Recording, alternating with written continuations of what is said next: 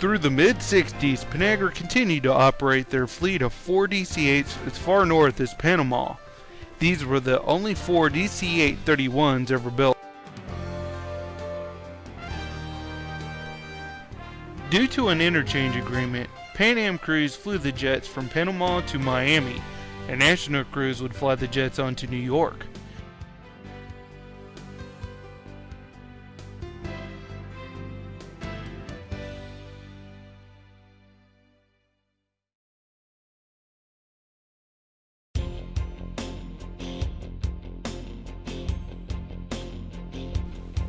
In 1962, a Douglas A-3 Sky Warrior was launched to deliver mail for an admiral to Santiago, Chile.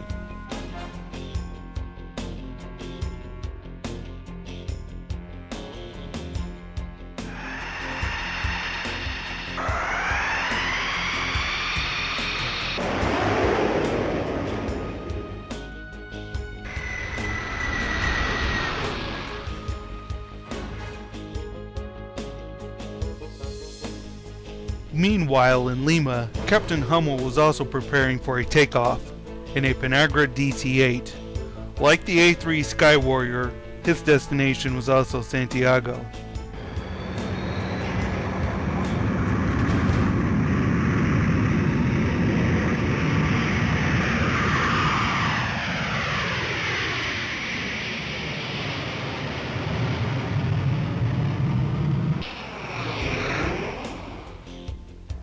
Approaching Santiago, the DC-8 and the A-3 Sky Warrior encountered a powerful storm system that reached 36,000 feet altitude.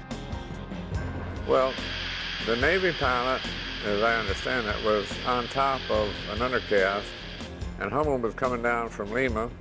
Of course, he was on top of it as well, and this fellow's trying to tell everybody what his problem is, and nobody could help him. The Navy A-3 did not have the instrumentation needed to land on a land base in severe weather. He was also nearly out of fuel and knew parachuting into the mountains under such conditions meant near certain death, as there was no rescue crew available. Captain Hummel decided to come to the rescue without permission. Hummel told the A-3 pilot to fly behind him and directly below the DC-8, so that way the passengers would not see that they had another plane flying in formation with them.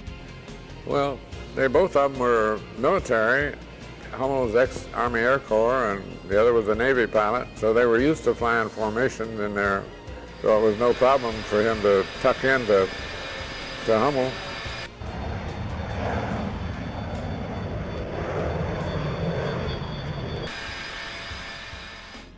The two huge Douglas jets first had to find each other and then form up into a formation.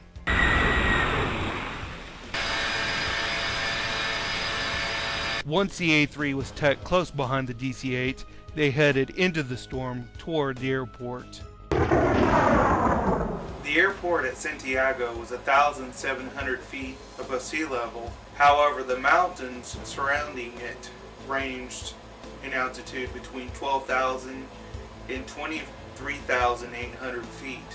It was a north-south approach. You went parallel to the mountains on either side, and you had to be very exact about where you were, because if you drifted off, there were rocks in those hills. Instrument landings started at 25,000 feet, where the airliner would skim over the top of the mountains and go down into the valley. And because of the position of the mountains, the pilot could only make one approach. If he missed the approach, he had to make a turn and go back out of the valley, up over the mountains, the way that he had just flown in from. Captain Hummel used up the entire runway before he stopped, and the Navy jet stopped close behind. The Navy pilot wasted no time shutting down his bomber and then gratefully hurried to the DC-8. Hummel was still sitting in the airplane on the ramp, filling out his logbook. And he came over and he said, "I just want to thank you for doing that." And Hummel said, "Thank me for doing what? I don't know of anything I did." He didn't want to talk about it. Oh. It was not exactly legal, but he saved the guy's life.